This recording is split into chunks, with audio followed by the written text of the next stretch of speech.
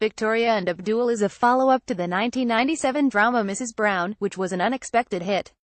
Mrs. Brown was Judi Dench's first starring film role, and audiences worldwide marveled at her restrained, precise, sometimes heartbreaking portrayal of Queen Victoria. Dench so often gets typecast as royalty of one kind or another thanks to her mesmerizing ability to take advantage of close-ups. A stony, regal facade helps emphasize every cheek twitch and blink.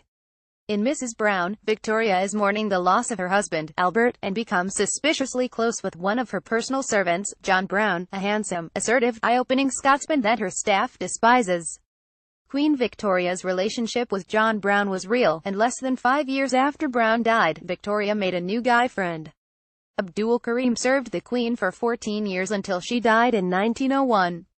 He was one of her dearest companions, and she went to great lengths to demand that aristocrats and officials treat him with respect. He taught her Urdu, and she gave him detailed advice about his marriage. Once again, the Queen's staff and family were upset by her choice of companion. But this hatred sat deeper. After the Queen died, under her son Edward's order, palace officials came to Karim's home, confiscating and later burning anything with the royal seal. Karim was then evicted and ordered to return to India. Despite the efforts to suppress a lasting record of Karim, journalist Shribani Bosu uncovered some of Victoria's Hindustani journals and wrote a book in 2010 offering new insights into their friendship. The timing was impeccable, with Dench now at exactly the right age to portray Victoria at the end of her life. Let's not think about that. Of course Dench had to play the role, and plot, again. Unfortunately, now we all have to sit through a bunch of sentimental nonsense to see Dench's truly enthralling performance. The story that the movie told is one about how beautiful it is that people of two different colors and religions can be friends. Also, being queen is awfully hard sometimes, and we should all applaud Victoria for the groundbreaking work she did to further civil rights. The Queen is the focus, and Abdul is loving, but passive. She bestows honors and gifts upon him, and he gratefully enjoys her company. He does break some rules, making eye contact the first time he serves her and, later, catching gonorrhea, but it seems a little accidental, like he's pushing boundaries because he doesn't understand British formality and customs. Maybe the filmmakers were trying to step away from the complaints that many of Victoria's staff and family had about Karim, that he was greedy, selfish, conniving, and not to be trusted. More likely, they were trying to make a tearjerker and shaped the story to fit their needs.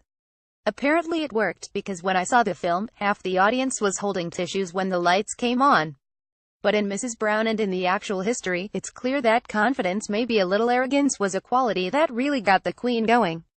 Though the Queen's staff and family no doubt hated Karim partially because he was Indian and Muslim, they were probably right about the fact that he was self-serving.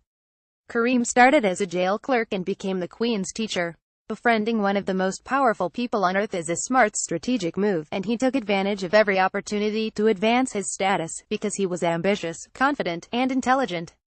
When traveling, he rode in his own private carriage behind the Queen's. He insistently asked to be knighted. All of these altered details make Victoria look very generous, and make Abdul out to be a sweet, affectionate friend that's also an exotic fascination, the kind of comforting oddity that inspires Victoria to demand someone bring her a mango. Victoria gets to be the defiant one, pushing boundaries and undergoing transformations, and all of Abdul's complexity and ego, what probably attracted the Queen to him in the first place, are pushed aside. Victoria's story has been told pretty thoroughly, and this was probably Abdul's only shot on the big screen. It's such a shame they wasted it.